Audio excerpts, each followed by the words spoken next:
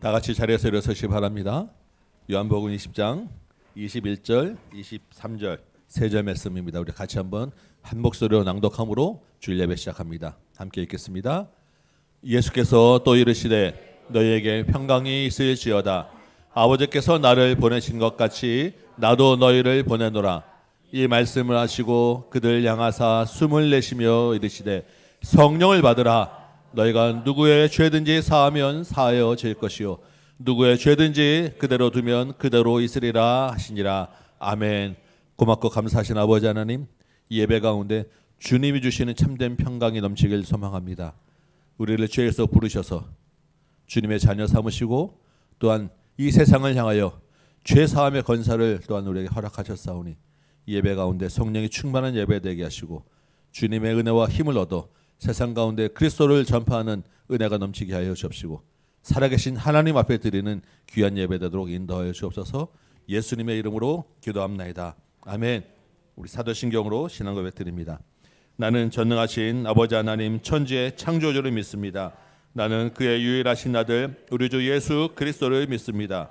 그는 성령으로 잉태되어 동정녀 마리아에게서 나시고 본디오 빌라도에게 고난을 받아 십자가에 못 박혀 죽으시고 장사된 지 사흘 만에 죽은 자 가운데서 다시 살아나셨으며 하늘에 오르시어 전능하신 아버지 하나님 우편에 앉아 계시다가 거기로부터 살아있는 자와 죽은 자를 심판하러 오십니다.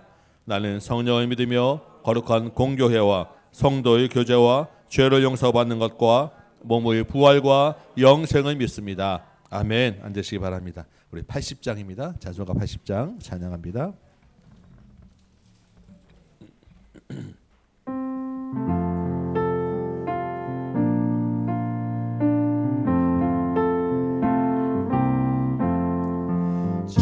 천지에 있는 이름 중 귀하고 높은 이름 주 나시기 전 지으신 구주의 이름 예수 주 앞에 내가 엎드려 그 이름 찬송함은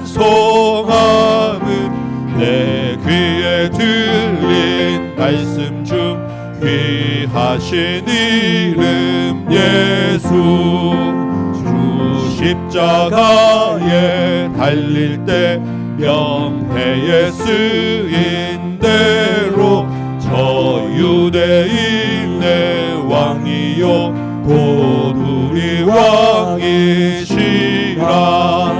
주 앞에 내가 엎드려 그 이름 찬송함은 내 귀에 들린 말씀 중 귀하신 이름 예수 지금도 살아 계셔서 언제나 하시는 일 나 같은 죄인 부르사 참 소망 주시도다.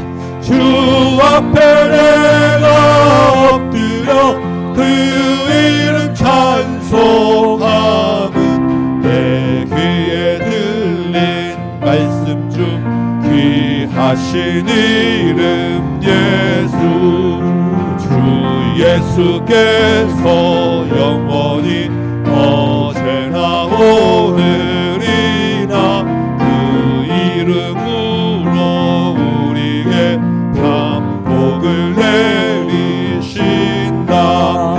주 앞에 내가 엎드려 그 이름 찬송함은 내 귀에 들린 말씀 중 귀하신 이름 예수.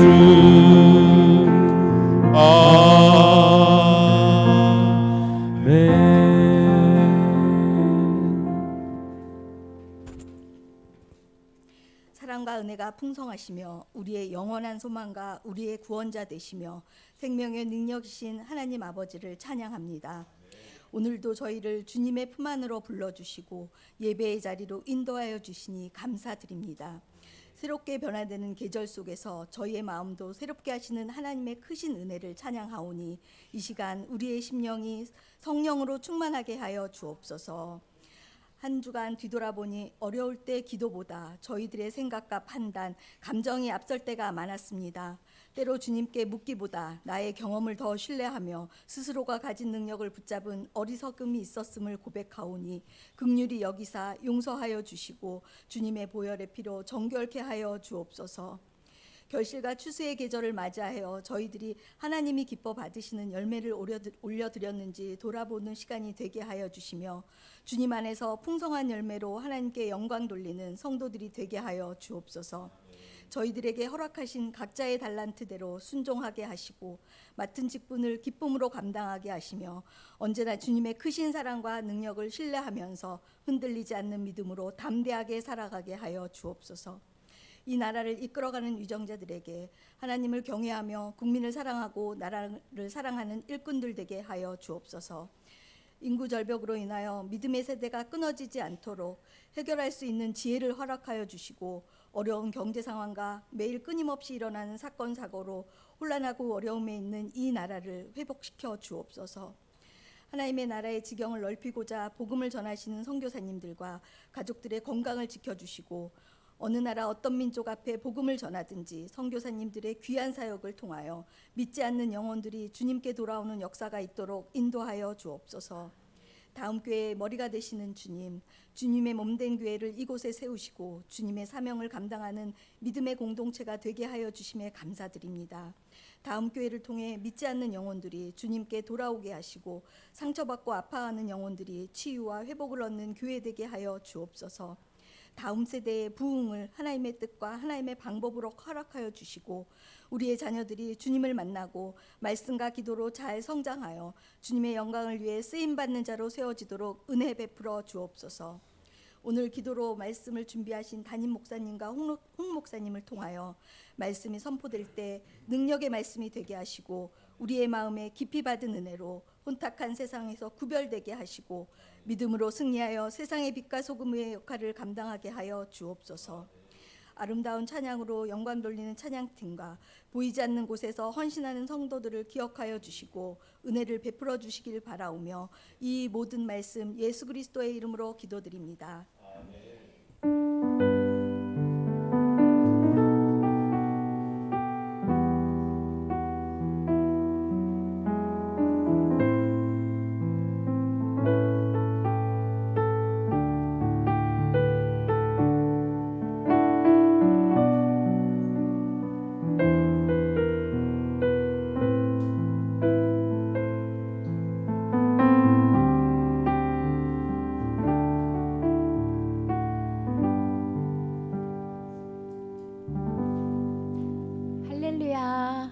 할렐루야.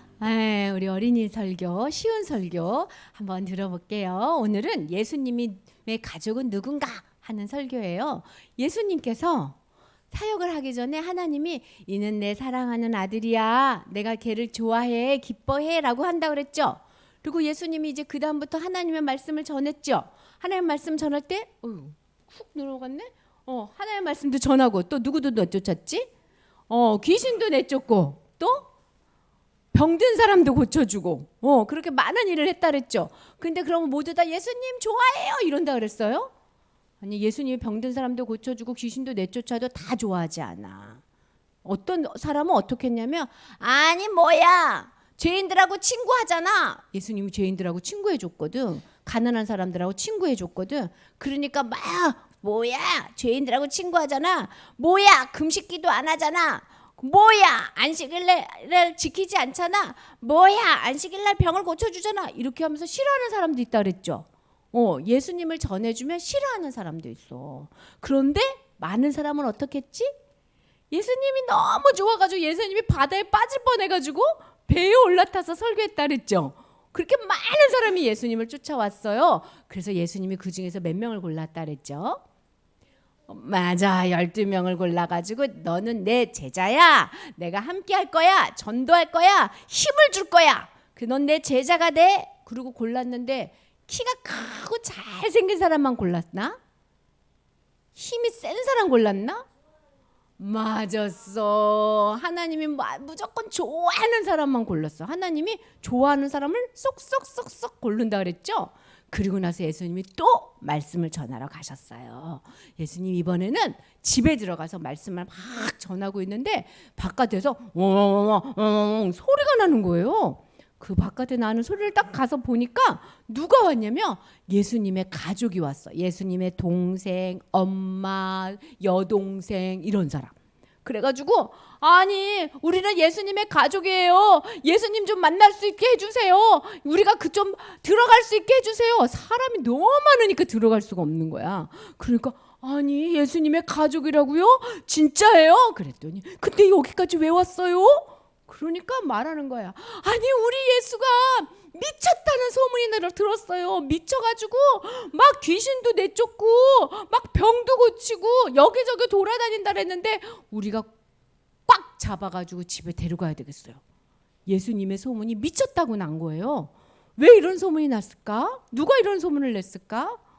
예수님이 어떤 일을 벌이셨냐면 사람들의 병을 많이 고쳐주고 귀신 들린 사람 그런 사람들을 귀신을 내쫓아 줬거든요. 그때 옆에 있었던 서기관들이 바리새인들이 귀신을 내쫓는 거 보니까 저 사람은 예수는 귀신의 왕이야.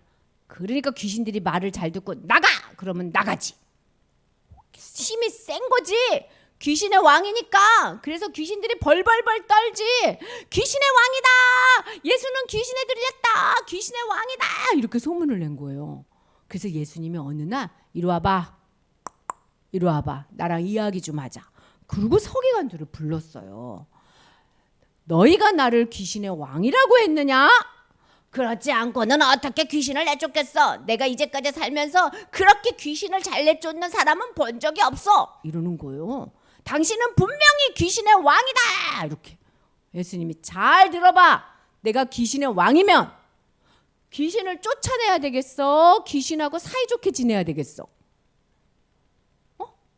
왕인데 쫓아내겠어? 사이좋게 지내겠어? 사이좋게 지내지. 내가 귀신의 왕이면 귀신들 다 모여라. 귀신들 나랑 놀자. 이러지. 나가! 이러겠어? 내가 귀신의 왕이 아니니까 귀신들 보러 나가! 그런 거지. 내가 귀신의 왕이 아니라 귀신의 왕을 꽉 묶었어. 꼼짝 못하게 묶고 나서 어린 쫄개들에게 나가라! 이러니까 탁 나간 거야. 나는 귀신의 왕을 이긴 거야. 나는 하나님의 아들이야. 이렇게 전해줬어요. 그러면서 뭐라고 얘기하셨냐면 내가 행한 일을 보고 어머 나 예수님 믿을 거예요 라고 생각하는 거 그렇게 할 수 있도록 누가 일하시냐면 성령님이 일하시는데 성령님이 지금 일하고 있는데 너희들이 귀신의 왕이다 이러는 거 보니까 너희들은 어디 못 갈까? 맞아. 천국 못 가. 지옥 가. 성령님이 하는 얘기를 못 알아들으면 천국 못 가. 귀가 두 개인데 사람의 목소리 듣는 귀가 있고 성령님의 음성을 듣는 귀가 있어요. 그건 성령님이 열려줘야 돼. 너는 못 가. 이게 넘어갔네. 네. 그러고 얘기를 한 적이 있었어요. 그런데 지금 예수님의 가족들이 귀신의 왕이 될 때 이 소리 듣고 온 거야. 아이고 우리 예수가 그러니까 이 가족들은 성령님의 소리 들었어요? 못 들었어요? 못 들었어. 가족이어도 못 들어. 가족인데도 성령님이 귀를 열어주지 않으면 못 들어요.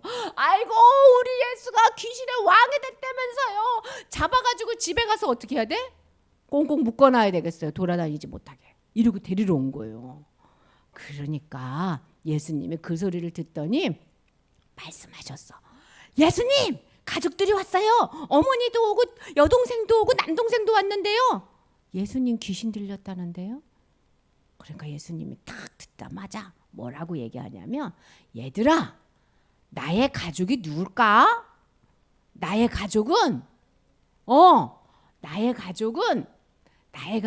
엄마 아빠 태어난 남동생 여동생이 아니라 성령님의 소리를 듣는 사람이 나의 가족이야. 성령님이 귀를 열려줘서 그것을 듣는 사람이 내 가족이야. 그러니까 내 가족은 누구야? 너희들이야. 하나님의 뜻대로 행하는 너희들이야. 하나님 사랑하는 너희들이 내 가족이야. 진짜 가족이다. 그래서 예수님이 우리를 뭐라고 불렀대? 가족이라고 불렀대요. 그래서 예수님이 뭔지 알아? 첫째 형님. 우리는 뭘까? 시아는 다음 교회 막내 동생. 우리는 다 형님이고 다 여동생이야. 나는 누구야? 누나하고 언니예요. 그지? 우린 다 가족이다. 이렇게 얘기하셨어요. 얘들아, 하나님이 좋아서 골라서 하나님 나라에 데리고 간 사람이 있고 하나님 나라 바깥에 있는 사람도 있어요. 예수님의 가족이라고 해도 성령님이 말하지 않으면 하나님 나라 바깥에 있어. 예수님의 가족이 아니라 그때 이 사람들 서기관들은 엄청 똑똑했어. 성경책 거의 다 외웠어요. 그렇게 똑똑해도 성령님이 안아주지 않으면 예수님 밖에 있어. 예수님 안에 있는 사람은 예수님이 딱 내가 좋아해 하고 딱 잡은 사람들만 예수님 안에 있어요. 그 사람들에게 뭐가 있을까? 성령님의 귀가 있어. 그냥 귀 말고 하나님 말씀을 들을 수 있는 귀를 주셔요. 그런 사람만 하나님 안에 들어오는 거예요. 이런 귀를 가진 사람이 하나님, 나 하나님 말씀 잘 들려요. 하나님 말씀 들으면 믿어져요. 이런 사람은 누가 있는 거예요? 성령님이 있는 거야. 에이 뭐야, 하나님 말씀 안 믿어져. 성령님의 귀가 없는 거예요. 성령님의 귀는 아무한테나 있지 않아. 아주 많았는데 정말 몇 명만 성령님의 귀가 있다 그랬어요. 몇 명만 성령님의 귀를 주시는데 다른 모든 사람 성령님의 귀가 없으면 어떻게 된댔지? 지옥에 가. 성령님의 귀가 있어야 어디를 가지? 천국에 갈 수 있는 거야. 천국 가는 방법을 누가 가르쳐 주기 때문에? 성령님이 가르쳐 주기 때문에. 그래서 성령님의 귀가 있는 게 너무 중요해요. 하나님이 누구한테 성령님의 귀를 줄까요? 좋아하는 사람한테. 하나님이 좋아하는 사람, 하나님이 사랑하는 사람한테 성령님의 귀를 줘요. 자, 내 귀 만져보세요. 자, 내 귀 성령님 귀 같아요? 시아는 이렇게 하고 있어요. 맞아요. 내 귀는 성령님 같아요. 나 하나님 말씀 안 믿어지는데요. 아직 성령님 귀 없는 거예요. 그러면 어떻게 해야 되는 줄 알아요? 어떻게 하면 돼? 하나님 갖고 싶어요. 그렇게 기도하면 주셔. 하나님, 나 성령님 귀 갖고 싶어 하는 사람 손 들어봐. 그러면 하나님한테 달라 그래요. 천국 가야 돼요. 오늘 목사님 만나고 가요. 천국 가야 돼. 왜? 성령님의 귀가 있어야 되기 때문에. 성령님이 가진 성령님의 귀를 가지면 뭐가 믿어지냐면 예수님이 죽었다가 살아서 하늘로 올라간 게 믿어져. 그리고 어떻게 되는 줄 알아요? 예수님 믿으세요! 이렇게 말하게 돼요. 이게 성령님의 귀를 가진 사람이에요. 우리 친구들 모두 성령님의 귀가 점점 커지기를 바래요. 처음에는 요만해. 그래서 처음에는 한 개만 믿어져. 근데 시간이 지날수록 어떻게 되게 귀가 점점 커져. 그래가지고 남들은 듣지 못하는 걸 나는 들어. 무슨 소리? 내가 너하고 영원히 함께 할 거야. 이 소리가 맨날 들려요. 그래서 슬픈 일 있어도 괜찮아요. 예수님이 함께 하시니까요. 이렇게 기도하는 사람이 될 수 있어요. 우리 그렇게 예수님의 가족이 되도록 해요. 우리 기도합시다. 하나님 감사해요. 나를 좋아해서 성령님의 귀를 주시고 예수님의 가족도 예수님 안 믿었고 서기관들도 예수님 안 믿었지만 나는 예수님 믿을 수 있도록 성령님 귀 주셔서 감사해요. 이 귀를 꼭 매일매일 키워주세요. 그래서 하나님 많이 사랑하게 해주세요. 예수님 이름으로 기도합니다. 아멘. 네. 오늘 암송 말씀은 우리 지난주 본문에 있었던 말씀이에요. 아버지의 뜻이 무엇이냐? 성령님의 귀가 열린 사람은 아버지의 뜻을 행하는 자입니다. 그렇죠? 그래서 이 말씀 우리 같이 읽었었는데 오늘 한번 외워보도록 하겠습니다. 같이 한번 읽어볼까요? 시작. 내 아버지의 뜻은 아들을 보고 믿는 자마다 영생을 얻는 이것이니 마지막 날에 내가 이를 다시 살리리라 하시니라. 네, 한번 다시 읽어봅니다. 시작. 내 아버지의 뜻은 아들을 보고 믿는 자마다 영생을 얻는 이것이니 마지막 날에 내가 이를 다시 살리리라 하시니라. 아멘. 예, 한번 외워보도록 하겠습니다. 예, 연습 한번 해보세요.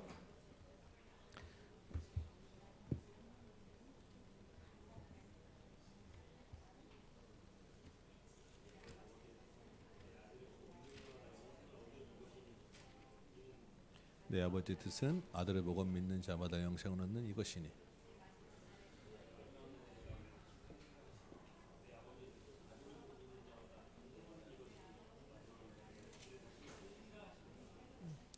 내 아버지의 뜻은 아들을 보고 믿는 자마다 영생을 얻는 이것이니 마지막 날에 내가 이를 다시 살리리라 하시니라. 내 아버지의 뜻은 아들을 보고 믿는 자마다 영생을 믿는 이것이니 내가 이를 다시 살리리라 하시니라. 아들을 보고 믿는 자마다 영생을 얻는 이것이니 아들을 보고 믿는 자마다 영생을 얻는 이것이니 내가 이를 다시 살리리라 하시니라. 아들을 보고 믿는 자마다 영생을 얻는 이것이니 내가 이를 다시 살리리라 하시니라. 아들을 보고 있는 자마다 영생을 얻는 이것이니.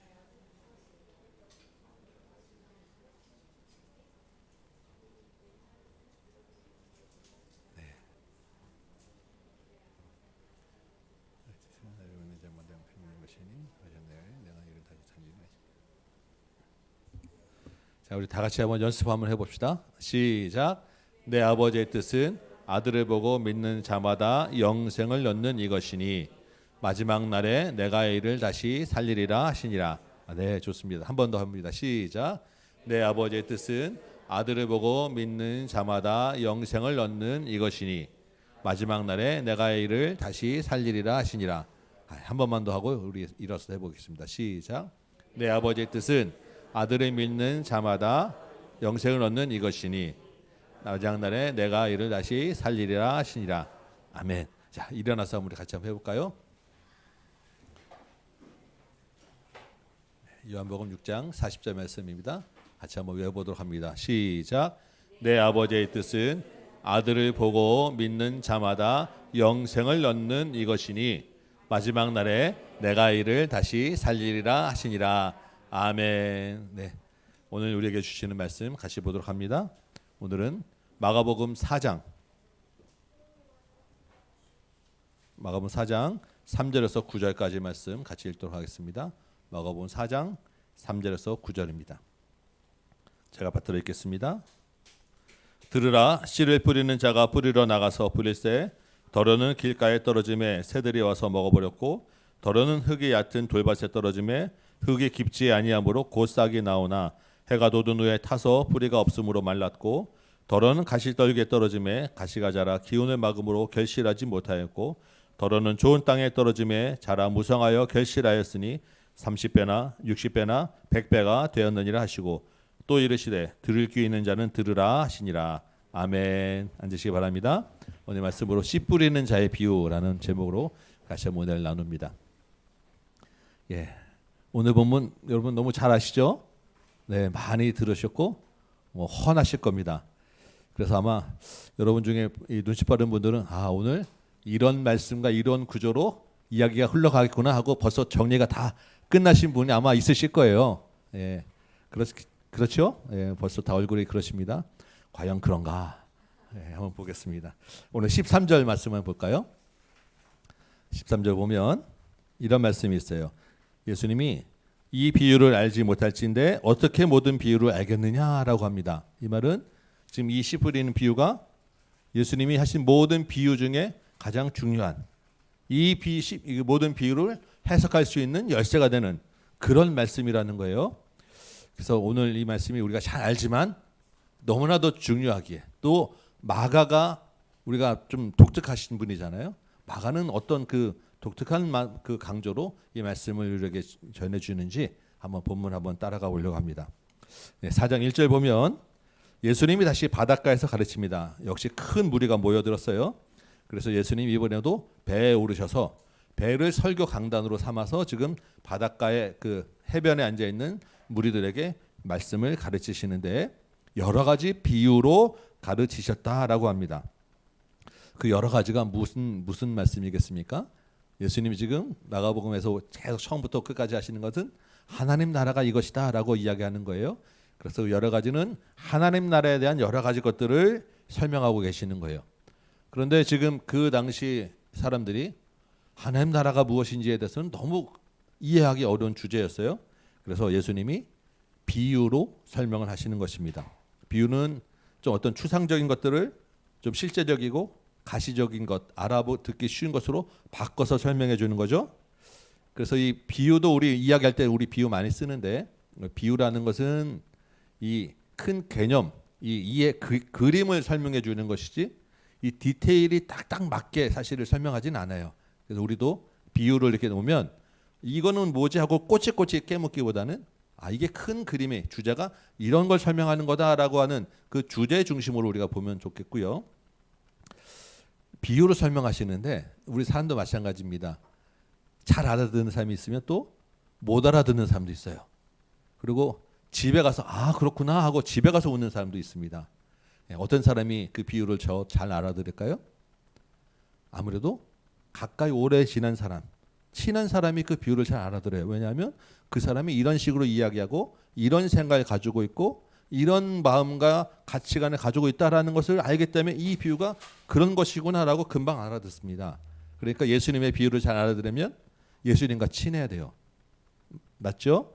예수님이 생각과 예수님이 어떤 말씀으로 주시는지를 따라가면서, 그래서 이 비유를 잘 알아듣는 것은 누가 잘 알아듣냐면 지난주 표현으로 하면 인싸가 잘 알아듣는 거예요.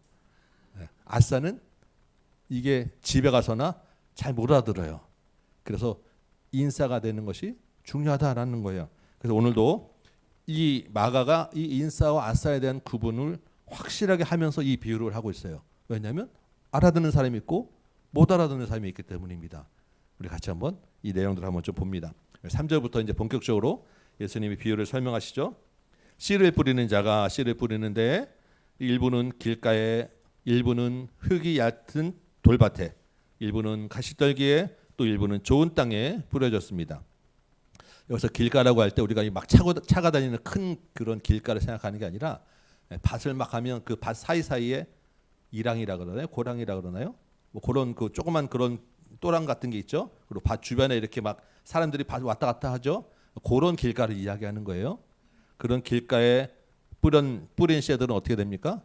새들이 와서 먹어버렸고, 돌밭은 싹이 나다가 해가 돋은 후에 타서 말라버렸고, 가시떨기는 가시 기운에 막혀버렸고, 좋은 땅에 떨어진 일부만 30배, 60배, 100배로 결실하였다. 이게 예수님의 비유입니다. 14절 보면 예수님이 이게 무슨 뜻인지 직접 해석도 해주세요. 그래서 우리가 따로 뭐 설명을 찾아볼 필요도 없습니다. 일단 뿌리는 자는 무엇을 뿌린다고 지금 하고 있습니까? 말씀. 네, 그래서 씨는 말씀이에요.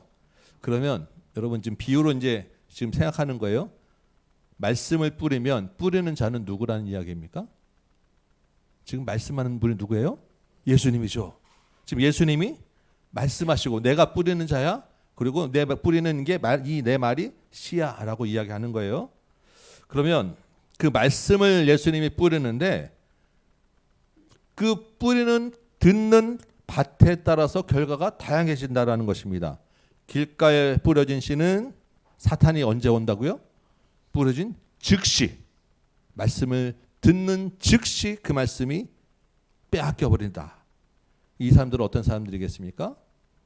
이 사람들은 말씀이 남아있지 않아요, 전혀. 그러니까 예수님을 거부하는 사람들일 것입니다. 예수님을 믿지 않는 사람들일 거예요. 우리가 성경에서 봤던 사람들 중에는 서기관들, 바리새인들, 이런 사람들이 해당될 것입니다. 이 사람들은 예수님이 귀신 들렸다고 하고 죄사함을 선포하니까 신성모독이라고 하고 예수님의 말씀이 지금 전혀 남아있지 않는 사람들이에요. 돌밭에 뿌려졌습니다. 돌밭에 뿌려지니까 말씀을 들을 때 즉시 기쁨으로 받으나 뿌리가 없어서 환난이나 박해가 오면 넘어진다라고 말씀하셨어요. 이 사람들은 누구겠어요? 아마도 지금 예수님 앞에 있는 무리들 대부분이 여기에 속할 것 같아요. 예수님이 병을 낫게 하고 귀신을 쫓아낼 때는 우와 대단하다, 이 말씀에 능력이 있다라고 지금 했는데 뒤돌아서서 관원들이 와서 예수님 따라다니면 쫓겨날 거야, 종교 지도자들이 와서 출교할 거야 한마디 하니까 바로 뒤돌아서서 예수님을 배신했던 사람들.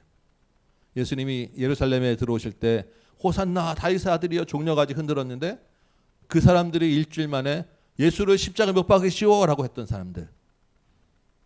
말씀이 들어질 때는 우와 대단하다라고 감동했는데 얼마 안 가서 어려움이 조금만 닥치면 바로 말씀을 떠나는 사람들이에요.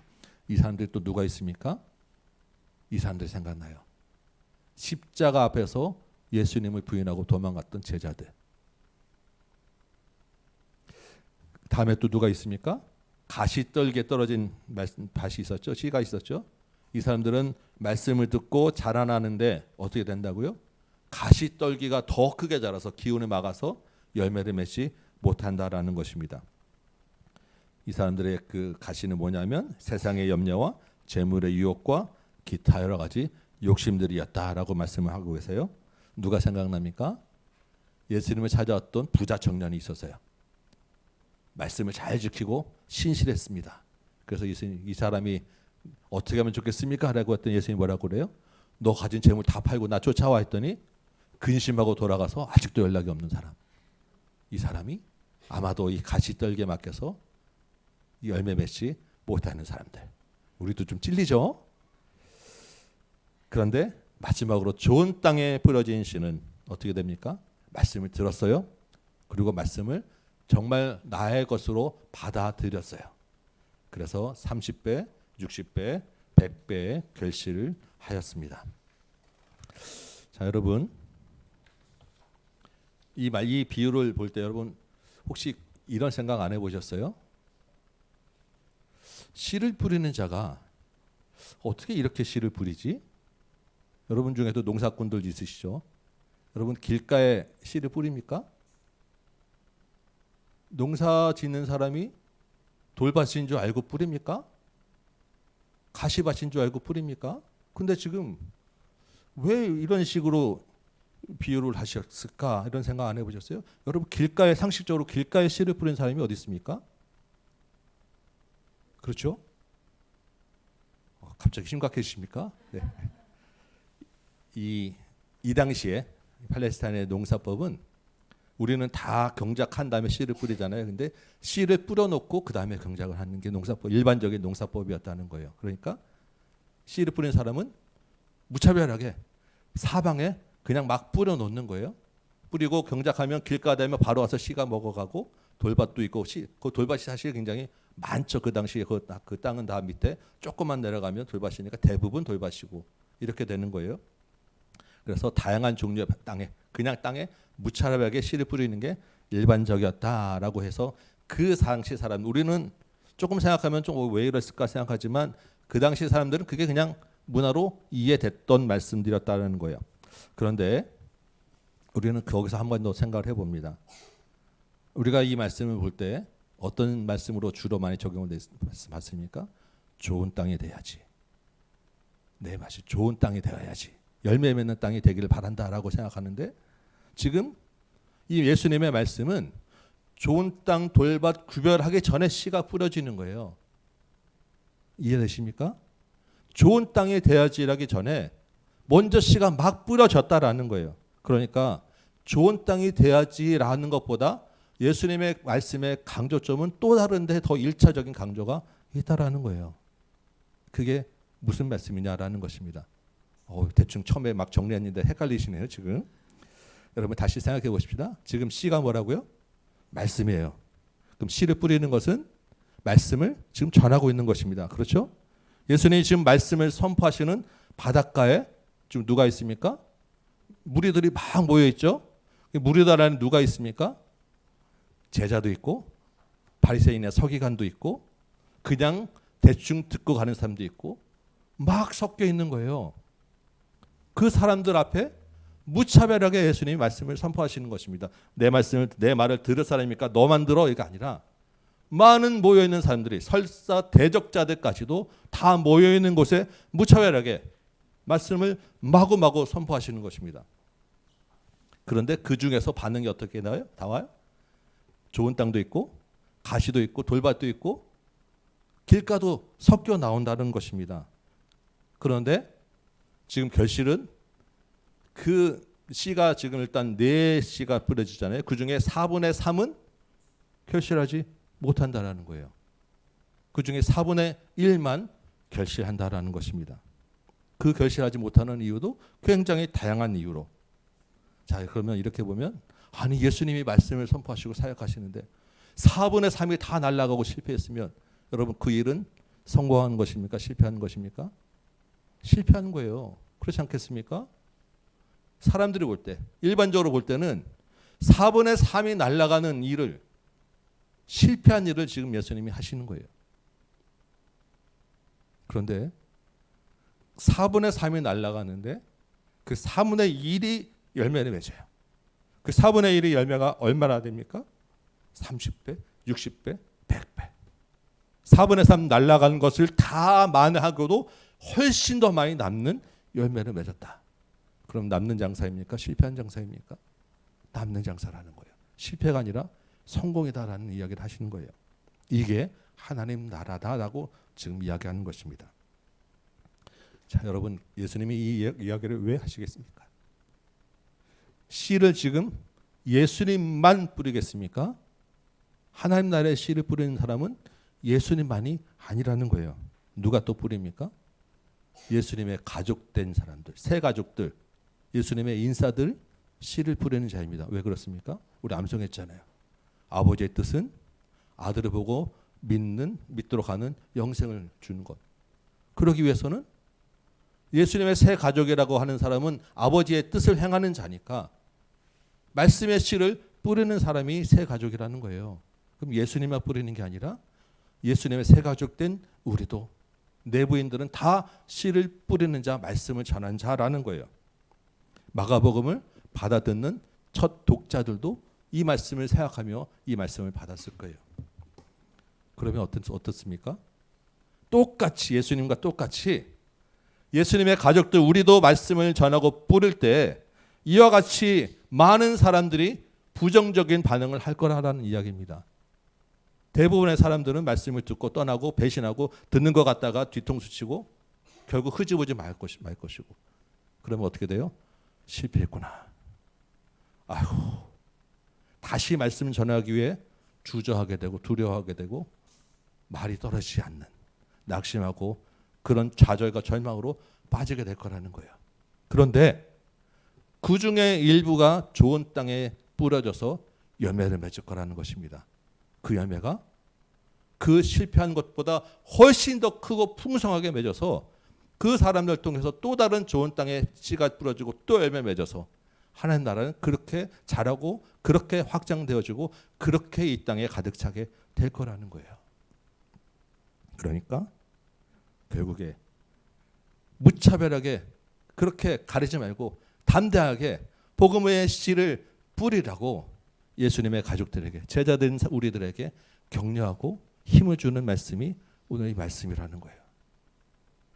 여러분, 저와 여러분도 인싸입니다. 그렇죠? 예수님의 말씀을 받고 영혼 구원에 관심을 갖는 자들이에요. 그러면 여러분 낙심하지 마시기 바라요. 만나서 세상에 나가서 이야기하고 살다 보면 여러 사람들을 만나게 됩니다. 다양한 반응들을 하게 돼요. 주저하지 마시기 바라고 열매 맺을 것을 기대하시기 바라요. 지난주에 제가 고등학교 동창 친구 한 명하고 이제 점심을 식사를 하는데 그 친구가 이런 얘기를 해요. 최근에 자기 가장 감명 깊게 읽은 책이 하나 있다라는 것입니다. 뭐냐면 버트런드 러셀이라고 하는 사람이 찍은 책이에요. 누군가 갑자기 막 헷갈리십니까? 네, 그런 사람이 있습니다. 유명한 사람이에요. 근데 책 제목이 이런 제목이에요. 나는 왜 기독교인이 아닌가? 이 책을 저보고 감명 깊게 읽었다고 밥 먹으면서 얘기를 합니다. 이 사람은 영국의 굉장히 천재적인 수학자고 철학자예요. 1800년, 1900년대 요 사이에 이제 넘은 분인데, 그런데 책 제목은 굉장히 도발적이고 도전적인데 굉장히 그 내용은 사실은 어떤 우리 신앙적인 눈으로 봤을 때는 참 내용이 이렇게 깊지는 못해요.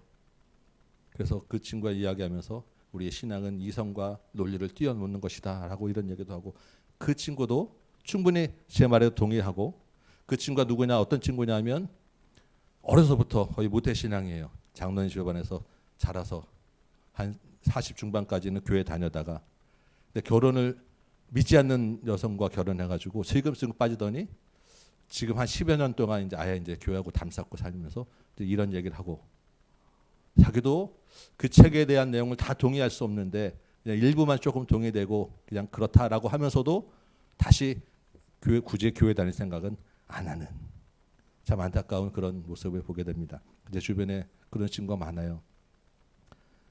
불신자 여성과 결혼해가지고 잘 나가다가 교회 안 나오는 친구. 어머니는 전도사 목회하시는데 교회 안 나오는 친구 많습니다. 여러분 믿는 분과 결혼하시는 걸 감사하게 생각하셔야 돼요. 세상에 이런 반응과 이런 이야기들이 우리 앞에 바로 놓여 있어요. 그 가운데서 여러분 주님의 말씀을 전하는데 힘을 얻으시기 바래요. 오늘 말씀을 기억하시기 바래요. 예수님이 사실은 씨를 막 무차별하게 뿌려주셨잖아요. 사실 그것은 그 안에 내가 있기 때문에 사실은 굉장히 중요한 씨가 되는 거예요.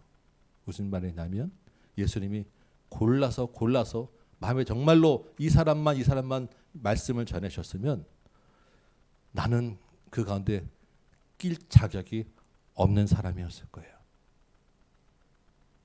예수님이 많은 사람들에게 말씀의 씨를 뿌려주면서 그 안에 어떻게 내가 그 안에 있다 보니까 들어가서 그 은혜로 말씀을 듣고 이 자리에 서게 된 것까지 이른 것입니다. 우리가 믿는 분과 결혼하는 것도 감사하지만 사실은 주님이 말씀을 이렇게 막 뿌려주신 게 사실은 더 큰 감사 아니겠어요? 저 여러분이 무슨 자격이 있다고? 무슨 대단한 뭐가 있다고? 우리에게까지 말씀이 오겠습니까? 주님이 말씀을 골라서 뿌렸으면 자격 미달로 끼지도 못할 우리가 골라주지 않고 막 뿌려주셨기 때문에 어떻게 그 말씀 끝자리 하나 받아가지고 그래도 우리가 여기까지 온 것 아니겠습니까?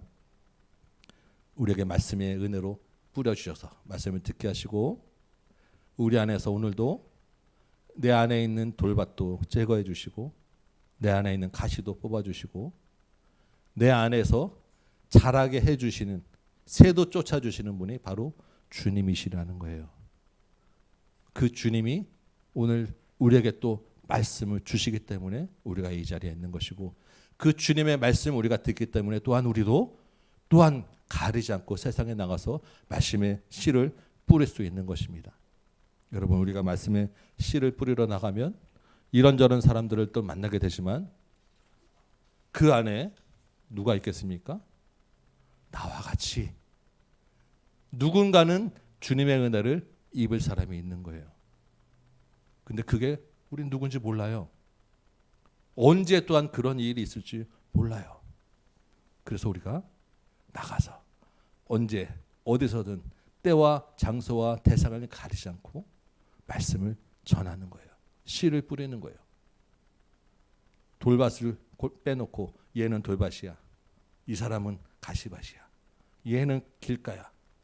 여러분 우리가 판단할 수 있는 부분이 아니에요. 왜냐하면 주님의 은혜에 해당하는 부분이기 때문입니다.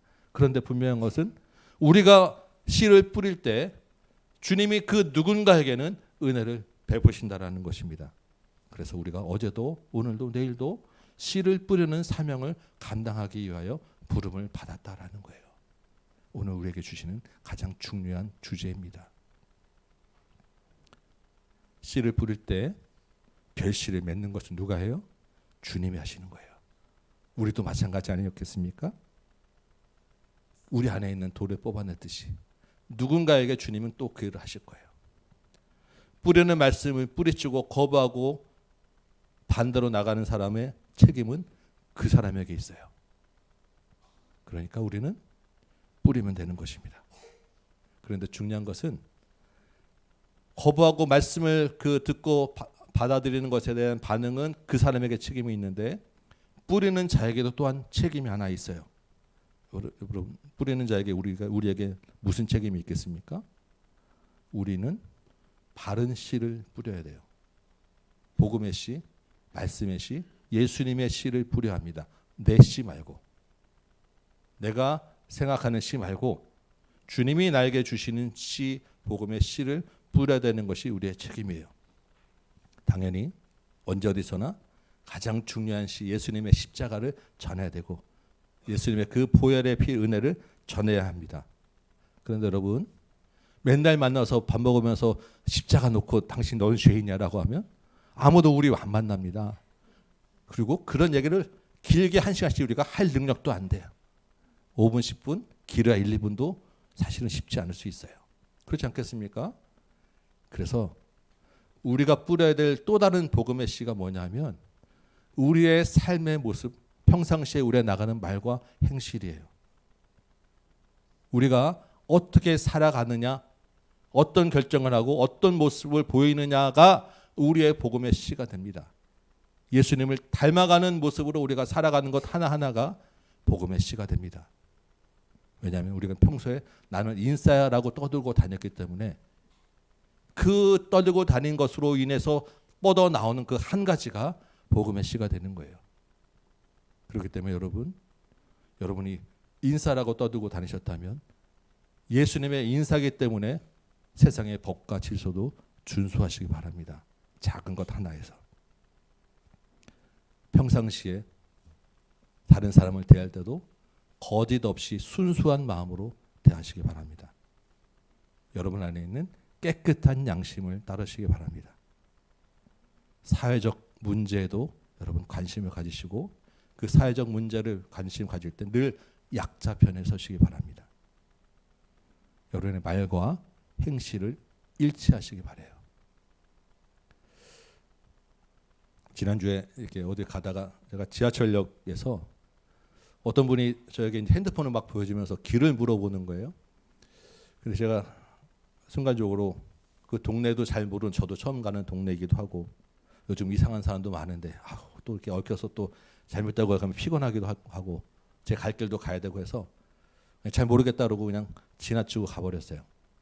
몇 발자국 가서 쭉 한참 지나가는데 마음이 너무 불편한 거예요. 주님이 저 안에 계실 텐데, 주님이 보고 계시는데 너무 부끄럽기도 하고 죄송하기도 하고, 그래서 한동안 그렇게 지나치는 제 모습을 되돌아보면서 아주 불편한 시간들, 주님 앞에서 불편한 시간들을 지내고 갔습니다. 여러분, 정말 작은 일 하나하나가 우리는 그냥 지나치게 되는데 그 작은 일 하나에 주님의 이름이 들어있어요. 그 작은 일 하나가 주님의 씨를 부르는 일입니다. 여러분 기억하시기 바라요. 주님의 씨를 뿌리기 위해서, 예수님의 씨를 뿌리기 위해서 오늘 본문에서 특별히 강조하는 것 하나가 있습니다. 오늘 이 말씀 하나 더 원하게 들으시기 원합니다. 우리는 씨를 뿌리는 자이고 예수님의 복음의 씨를 뿌리는 자인데, 이 예수님의 복음의 씨를 뿌리는 자에게 오늘 본문에 특별히 강조하는 게 뭐냐면 들으라라고 하는 말이에요. 여러분 3절 말씀 한번 보실까요? 3절 처음 시작이 들으라라고 되어 있습니다. 이 씨 뿌리는 비유가 복음서에 다 있는데 마가복음이 유독 들으라라고 하는 말로 시작해요. 이 들으라라는 우리 성경은 들으라 하나로 되어 있지만 원래 원문에는 들어라, 보아라, 그리고 나오는 거예요. 이 말이 뭐냐면 잘 들어보아라라고 하는 말입니다. 그냥 듣는 게 아니라 아주 듣는 것을 강조해서 잘 들어봐, 잘 들어보아라라고 하는 말로 시작되는 거예요. 여러분 9절 볼까요? 씨 뿌리는 자의 비유를 마칠 때 무슨 말씀으로 마칩니까? 들을 귀 있는 자는 들을지어다. 씨 뿌리는 자의 비유를 처음 시작과 끝이 다 들어야 된다라고 이야기하는 거예요. 들을 귀가 있는 자 들어야 된다. 듣는 것을 지금 굉장히 강조하고 있다라는 것입니다. 씨 뿌리는 자는 잘 들어야 하는 거예요. 여러분 어떻게 하면 잘 듣겠습니까? 물론 들어야 되는 것은 당연히 주님의 말씀을 들어야 되는 거죠. 어떻게 하면 여러분 잘 듣는 것이겠습니까? 눈을 부릅뜨고 졸지 않고 그냥 집중해서 하면 여러분 30분을 버티겠습니까? 제가 설교가 보통 한 30분에서 한 30여 분 되는데 여러 번 아마 왔다 갔다 하시는 거 제가 보게 됩니다. 여러분 생각들이 지금도 벌써 한 여러 번 왔다 갔다 하셨을 거예요. 30분 이상 집중하기도 쉽지 않은데 어떻게 여러분 우리가 잘 집중해서 듣겠다고 이야기할 수 있겠습니까? 말씀은 집중해서 졸지 않고 이런 차원 이상인 거예요. 잘 듣기 위해서는 본문에서는 한 가지 방법을 이야기합니다. 10절 볼까요? 10절 보면 예수님이 홀로 계실 때 함께 한 사람들과 제자들이 예수님께 와서 어떻게 합니까? 묻습니다. 비유가 무슨 뜻인지 묻습니다. 여러분 지금 마가가 함께한 사람들이라고 하는 이 표현을 여러분 이제 좀 눈에 들어오십니까? 뭐하고 비슷합니까? 지난주 본문에 둘러 앉았던 사람들과 지금 같은 이야기를 하는 거예요. 그러면 이 함께한 사람들, 예수님과 함께한 사람들, 둘러 앉은 사람들은 뭐라고요? 인싸. 지금 내부인이라고 지금 이야기하는 것입니다. 제자들과 예수님의 그 함께한 사람들은 어떻게 해요? 비유를 듣고 물어요 예수님께. 왜? 그게 어떤 말씀입니까? 라고 잘 듣기 위해서 그것이 내가 정말로 알아듣는 것인지 이것이 무슨 의미인지 묻는다는 것입니다. 이게 잘 듣는 사람이에요. 인싸와 아싸의 차이가 여기에 있습니다. 11절에 예수님이 말씀하시죠. 하나님 나라의 비밀을 너희에게 주었다. 이 말씀에 대해서 묻는 자들에게 하나님 나라의 비밀을 알려주신다는 거예요. 여러분 비밀이 무엇입니까? 비밀 제가 뭔지 말씀드렸죠. 아는 사람은 알고 모르는 사람은 모르는 게 비밀이에요. 그래서 아는 사람이 알려줘야 알 수 있는 게 비밀입니다. 맞죠? 지금 하나님 나라의 비밀을 누가 알려준다고요? 예수님이 누구에게? 묻는 자에게. 함께 둘러 앉아서 함께 한 사람들에게 비밀을 알려주신 거예요. 그러면 잘 들을 수밖에 없는 것입니다. 묻는 자가 잘 듣게 된다라는 거예요. 그러면 아싸들 외부인은 어떻게 됩니까? 11절 그 다음 걸 보면 외인은 외부인에게는 어떻게 한다고요? 비유로 이야기한다라는 것입니다. 똑같이 지금 비유로 얘기하죠. 여러분 이 비유라고 하는 말은 수수께끼라고 하는 말이에요. 수수께끼. 그러니까 비유를 잘 알아들으면 좋은데 비유를 잘 알아듣지 못하면 이게 뭐지? 무슨 말이지? 하고 수수께끼처럼 된다라는 거예요. 그래서 외부인들은 잘 듣지도 않고 묻지도 않기 때문에 그 알아듣기 쉽게 이야기한 비유가 오히려 그들에게는 수수께끼가 돼서 보아도 보지 못하고 들어도 듣지 못하고 깨닫지 못하는 말씀이 된다라는 것입니다. 그러면 어떻게 된다고요? 죄사함이 없게 된다라고 지금 이야기하는 거예요. 여러분 우리 안에 누가 계십니까? 성령께서 우리 안에 계세요. 성령께서 지금 우리 안에서 하시는 가장 큰 일이 뭡니까? 말씀을 듣게 하시는 일이에요. 말씀을 깨닫게 하시는 일입니다. 그래서 여러분 우리 안에 있는 성령의 말씀을 들어야 돼요. 아까 제가 이 핸드폰 길 물어보는 사람도 지나친 것도 순간적으로 성령님께 제가 묻지 않았기 때문이에요. 성령의 말씀을 우리가 들으는 가장 좋은 방법은 성령님께 묻는 것입니다. 성령님, 지금 이 말씀이 무슨 뜻입니까? 성령님, 지금 내가 어디로 가면 좋겠습니까? 성령님, 지금 내가 어떻게 하면 좋겠습니까? 성령님, 오늘은 어떤 시를 부릴까요? 오늘은 어떤 말을 할까요? 성령님께 묻을 때 가장 잘 들을 수 있습니다. 왜 그렇습니까? 내 삶의 주인이 내가 아니기 때문에 내 이야기를 듣는 것이 아니라 성령님의 이야기를 들어야 하기 때문인 거예요.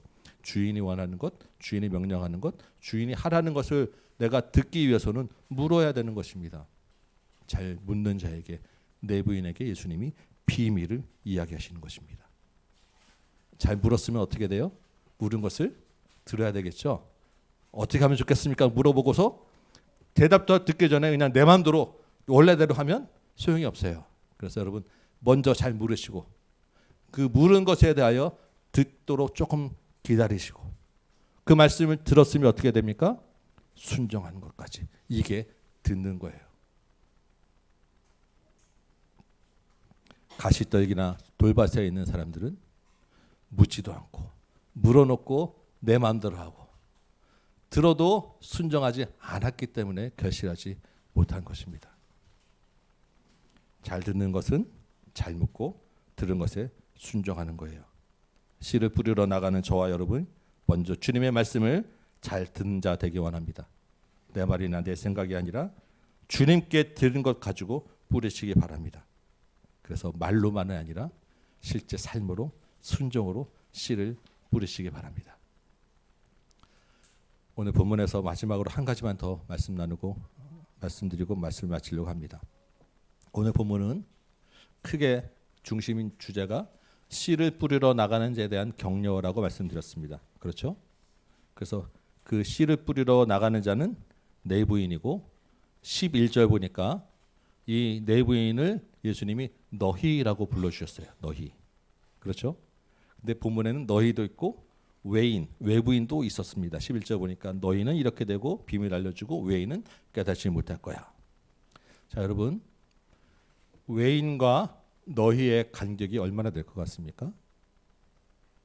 예수님의 그 내부인 인싸와 외부에 있는 아싸 사이의 이 간격, 이 담이 얼마나 높고 얼마나 멀리 떨어져 있겠습니까?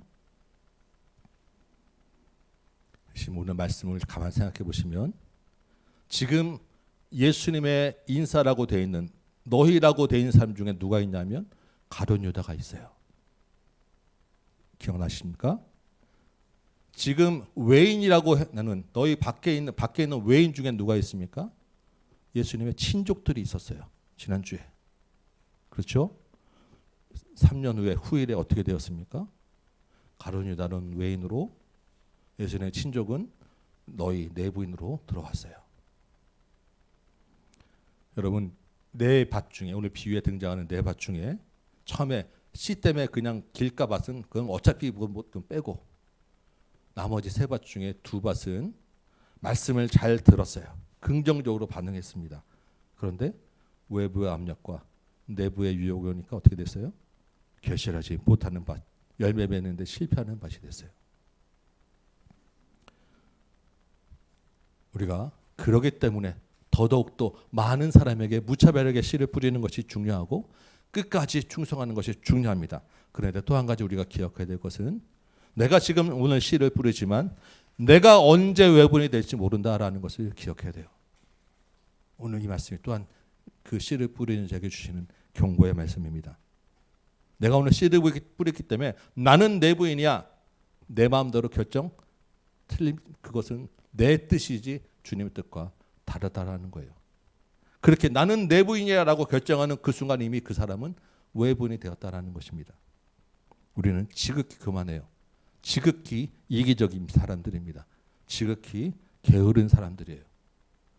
우리가 언제 넘어질지 모릅니다. 우리는 언제든 넘어질 수 있는 연약한 죄의 본성을 가지고 있는 사람들이라는 것을 기억하라는 경고의 말씀을 우리가 또한 들어야 할 것입니다. 제가 말씀드렸잖아요. 수시로 그냥 지나치면서 난 몰라 하고 뿌리치는 사람이라니까요. 내가 지금 어디에 있는지, 내가 지금 복음의 씨를 뿌리고 있는지, 아니면 다른 복음을 뿌리는지, 아니면 아무것도 안 하고 지금 쉬고 있는지 겸손하게 자신의 믿음을 늘 돌아보고 점검하는 여러분 되시기 바랍니다. 오늘 말씀을 읽습니다. 주님이 누구든지 오라고 무차별하게 뿌려주신 그 주님의 은혜로 우리는 주님의 내부인이 되었습니다. 그리고 씨를 뿌리는 자로 부름을 받았습니다. 우리가 씨를 뿌리러 나가면 그 우리를 거부하고 배신하고 우리를 반대하는 부정적인 반응이 훨씬 더 많을 거예요. 그래서 실패한 것처럼 보일 수도 있을 것입니다. 그러나 기억할 것은 그 가운데 누군가는 주님의 은혜를 입는 사람이 있을 거라는 이야기입니다.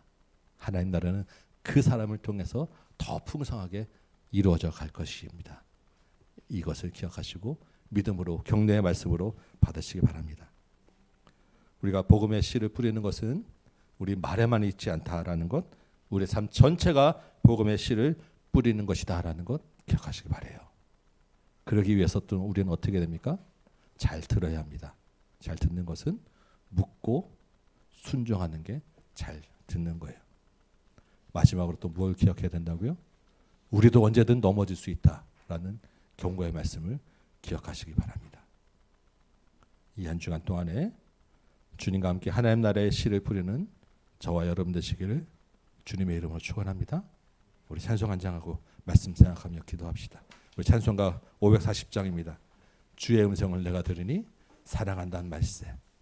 날마다 주의 음성을 들으며 주님과 함께 십자가의 복음의 씨를 부리는 저와 여러분 되시기를 소망하며 우리 찬양하고 말씀 붙잡고 기도합시다.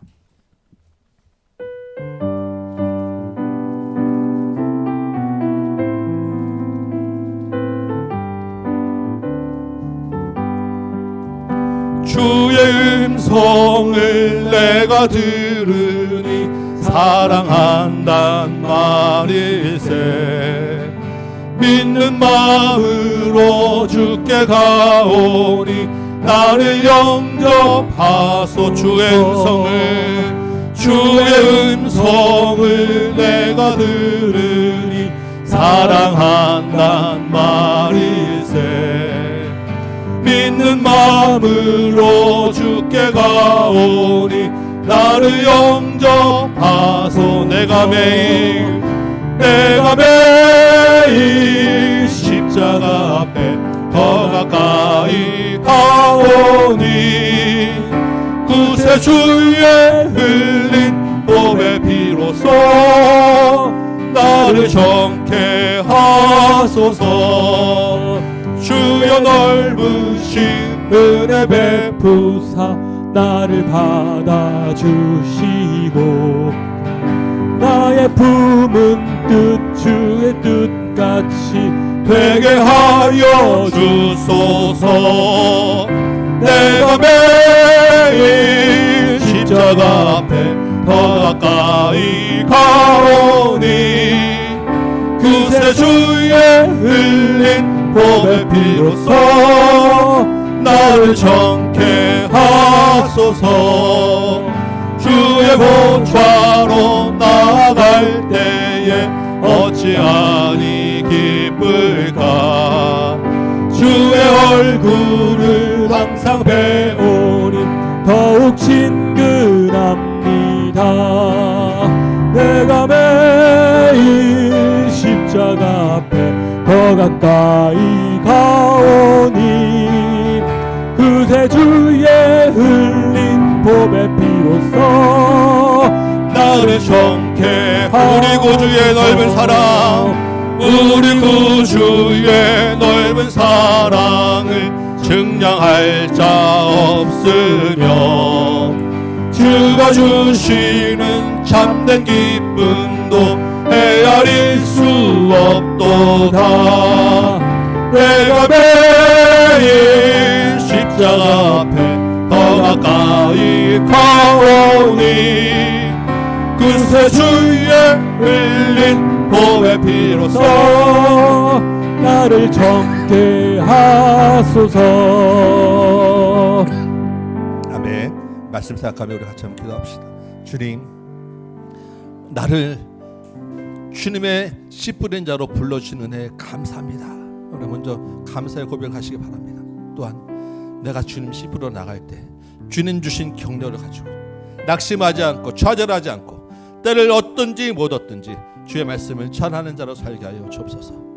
주의 사명을 위하여 기도하시고 그 일을 위하여 주님 내가 잘 듣게 하여 주옵소서. 날마다 성령께 묻는 자 되게 하여 주옵소서. 기도하시고 혹시 내가 연약하여 내가 넘어지고 내가 주님을 떠났을 때 주님 나를 다시 깨닫게 하셔서 나를 쳐서라도 주님 돌아오게 하여 주시고 나의 게으름을 용서하여 주옵소서. 주님께 우리 결단하며 감사하며 회개하며 말씀 붙잡고 한번 기도한 시간 갖도록 하겠습니다. 우리 주님 이름 한번 부르고 기도합시다. 주여! 아버지 하나님, 주께서 오늘도 우리 말씀 주셔서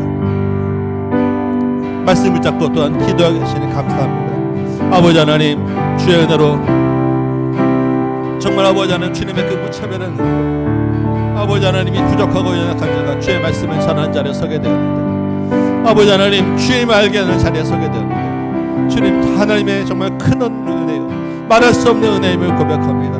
내가 감당할 수 없는 은혜임을 고백합니다. 아무 자격도 없는 내가 주님 어떻게 주님의 말씀을 씨 뿌리는 자가 되었습니까? 주님의 참된 은혜이며 큰 은혜임을 고백합니다. 주님 날마다 그 은혜를 잊지 않게 하여 주옵소서. 그 은혜의 감격에 있게 하여 주옵소서.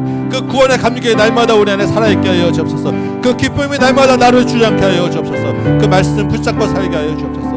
또한 아버지 하나님, 주님 나를 부르시고 나를 세우셨사오니 이제 아버지 하나님 주의 말씀 붙잡고 살아가는 자로, 주의 말씀을 전하는 자로, 씨를 뿌리는 자로 살아내게 하여 주옵소서. 때를 어떤지 못 어떤지 항상 주의 말씀을 전하는 자 되게 하시고, 복음을 전하는 자 되게 하시고, 내 입에서 예수의 말이 되게 하게 하시고, 예수의 살과 피가 전해지게 원합니다. 주님 또한 아버지 하나님, 내가 만나고 내가 살아가는 모든 순간순간에 주여 아버지 하나님, 나의 모든 행실이 주님 앞에서 예수님 닮아가는 자 되게 하여 주옵시고, 나의 모든 말이 예수님 닮은 말씀 나오게 하여 주옵시고, 내가 하는 발걸음 거룩한 발걸음 되게 하여 주옵시며, 세상 가운데 그리스도의 향기를 나타내어서 주여 아버지 하나님, 내가 만나는 모든 산 터전 가운데서도 주의 이름이 드러나고 주님의 영광 받고 주님께로 돌아오는 자들이 있게 하여 주옵소서. 아버지 하나님, 나는 연약하고 부족합니다. 주님, 나는 게으른 자입니다. 나는 교만한 자예요. 내 이름으로 그 일 살 수 없으며 고백합니다. 주의 은혜를 주셔서 주여 나를 아버지 하나님 주님의 뜻에 맞게 살게 하여 주옵시고, 성령께서 늘 나를 주장하여 주셔서 성령의 인도 따라 사는 자 되게 원하오니 주여 인도하여 주옵소서. 그러게 하여 주님, 내가 주님께 물어야 되겠습니다. 성령께 묻는 자 되게 하여 주옵시고, 주님 어떻게 할지 주의 말씀을 듣고 날마다 묻는 자 되게 하시고, 주님 은혜 가운데 살아나는 자 되게 하여 주시고, 주의 말씀하실 때 그 말씀을 듣고 내가 붙잡고 순종하는 자 되게 하여 주옵소서. 주여 아버지 하나님, 내 입으로 할 수 없사오나 성령께서 나를 주장하시면 나를 주의 말씀으로 인도하시고 주의 말씀에 순종하는 자를 세워주시면사오니 주여 은혜를 주시고 함께하여 주옵소서. 말씀을 잘한 자의 삶을 감당케 하여 주옵소서. 주님, 그래도 불구하고 또한 내가 너무도 연약하고 주님 부족하여서 때때로 아버지 하나님 수시로 말씀을 떠나는 자로 외부인으로 살게 됨을 고백합니다. 두렵고 떨리는 마음은 내 자신을 돌아보고 주여 아버지 하나님, 내 안에 있는 더러운 것들 다시 용서하여 주옵시고, 날마다 주님께로 돌이키는 자 되게 하시고 주의 은혜 가운데 살아가는 자로 살게 하여 주옵소서. 주의 말씀을 잡고 살아가는 자로 돌이키게 하여 주옵소서. 주의 은혜 가운데 살도록 주님 도와주옵소서.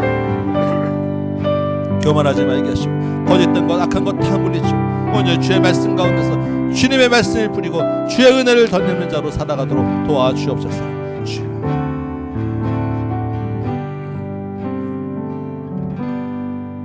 주님의 크신 은혜로 주의 말씀을 전하고 뿌리는 자로 세워주시니 참으로 감사합니다. 우리 안에 이 구원의 감격과 기쁨이 날마다 넘치게 하여 주옵시고, 주님과 늘 동행하는 인생 되도록 도와주옵소서. 그럼에도 불구하고 주님, 우리가 씨를 뿌리러 나가면 또한 많은 거부하고 부정적인 반응들을 만나게 됩니다.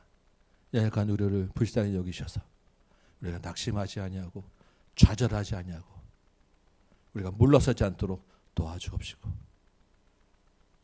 우리를 통하여서 또 다른 누군가에게 은혜를 베푸시고 구원을 이뤄가시는 그 하나님의 손길을 보게 하여 주옵소서. 말씀을 전할 때 주님, 우리는 미련합니다. 주님께 묻고 주님께서 알려주셔야 되겠사오니 말씀하여 주옵시고, 성령께서 깨닫게 하여 주옵시고, 그 말씀에 순종하는 자로 살게 하여 주옵소서. 그리하여 우리 삶의 모든 일거수일투족 모든 삶의 영역이 복음의 씨를 뿌리는 영역 되어서 그리스도의 향기를 나타내는 주의 인생 되도록 도와주옵소서. 두렵게 떨리는 것은 나의 교만함 때문에, 나의 연약함 때문에 내가 수시로 넘어지고 주님을 부인하는 자 되기 쉽다는 것을 고백합니다. 주님, 겸손하게 주님 앞에 다시 돌아봅니다. 나의 부족함과 허물을 용서하시고 날마다 나를 주님 앞에서 쳐서 복종하여 주님의 거룩한 말씀 전하는 자로 살게 하여 주옵소서. 생활 가운데서도 주의 말씀을 전하며 수고하고 애써서 또한 주님 주신 물질 귀하게 주님께 드리오니 이 물질도 받아 주옵시고, 그 수고하고 애쓰는 손 가운데서 주님 주신 능력으로 30배, 60배, 100배의 주님의 열매가 맺혀지게 하여 주옵시고, 그 맺혀지는 열매를 가지고 또한 주님 나라를 위하여 사용하게 되어지는 귀한 우리의 모든 생업과 일터 되도록 주님 도와주옵소서. 이제는 우리 구주 예수 그리스도의 은혜와 하나님 아버지의 크고 무한하신 사랑하심과 성령님의 감화 감동 역사하심이 여기 모인 모든 심령들 머리 위에 각 가정과 주의 몸된 제단 위에 조국교회와 선교의 현장 위에 이제부터 영원토록 함께 있을지어다. 아멘.